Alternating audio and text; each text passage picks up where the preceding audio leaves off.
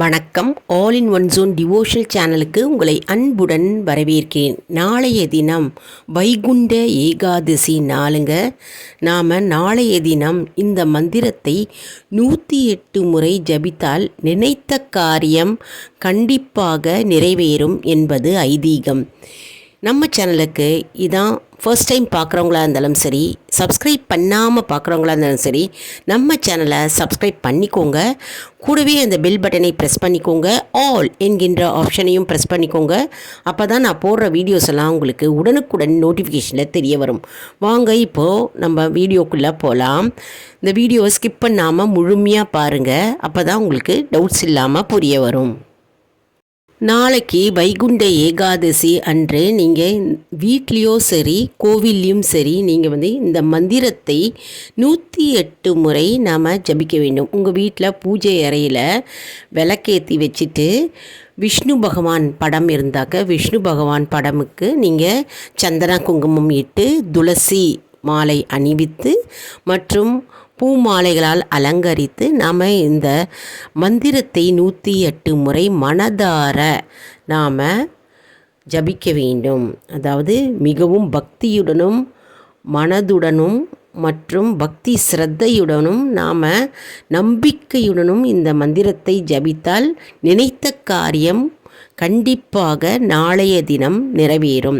நாம் நாளைக்கு விரதம் இருந்து இந்த மந்திரத்தை ஜபிக்கலாம். விரதம் இருப்பவர்கள் விரதம் இருந்து இந்த மந்திரத்தை ஜபிக்கலாம். கோவில்லையும் நம்ம இந்த மந்திரத்தை ஜபிக்கலாம். மிகவும் அற்புதமான சக்தி வாய்ந்த இந்த மந்திரம்ங்க. அதாவது விஷ்ணு பகவான் மந்திரம்.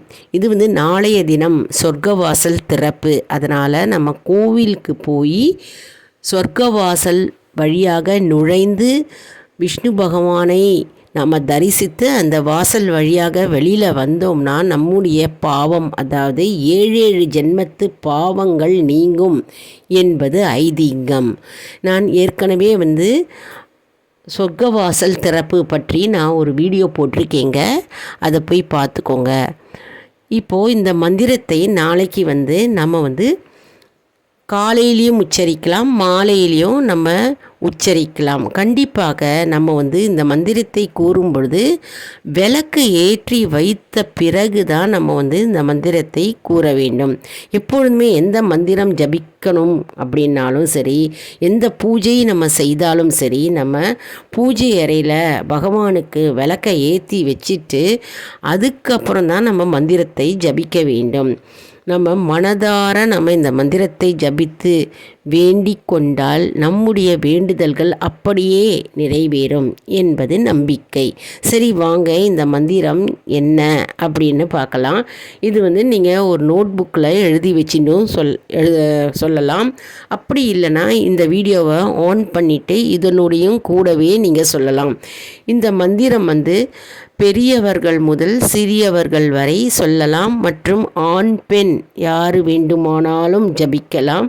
மற்றும் மாணவ மாணவியர் கூட ஜபிக்கலாம். சிறு குழந்தைகள் கூட இந்த மந்திரத்தை ஜபிக்கலாம். சரி, வாங்க இந்த மந்திரத்தை நாம் பார்க்கலாம். ஓம் நமோ பகவதே வாசுதேவாய. ஓம் நமோ பகவதே வாசுதேவாய. ஓம் நமோ பகவதே வாசுதேவாய. ஓம் நமோ பகவதே வாசுதேவாய. ஓம் நமோ பகவதே வாசுதேவாய. ஓம் நமோ பகவதே வாசுதேவாய. ஓம் நமோ பகவதே வாசுதேவாய. ஓம் நமோ பகவதே வாசுதேவாய. ஓம் நமோ பகவதே வாசுதேவாய. ஓம் நமோ பகவதே வாசுதேவாய.